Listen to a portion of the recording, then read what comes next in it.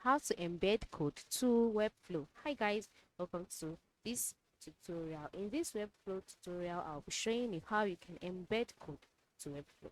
How do you do this? The first thing to do is to log in into your Webflow account just like I've done here. And then once you're logged in, navigate through to the sites that you want to um, embed the code, and then click on Open Designer. Once you click on Open Designer, you'll be taken to a page. Once this page loads, your site would be displayed. So you just wait patiently for it to load.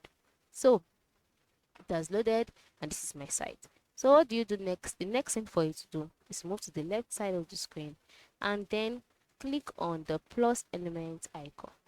Okay, the plus element icon is the first element, is the first icon here.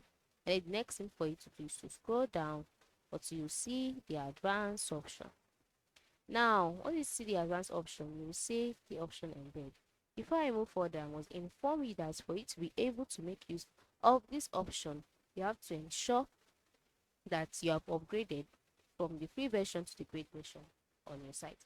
It is because as a free user, you would not be able to embed a code on Webflow. So ensure you upgrade your account.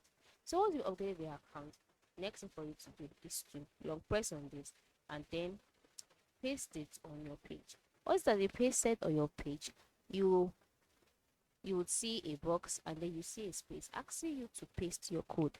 Now, before you embed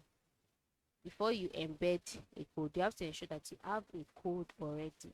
You have a code maybe from Elf site or from any reliable site. And then the next thing for you to do is to paste the embedded code in the space available. And then once you paste it, after some seconds, the code would be added automatically to your site. This code could be anything. It could be maybe an embedded PDF file or an embedded Twitter feed, etc.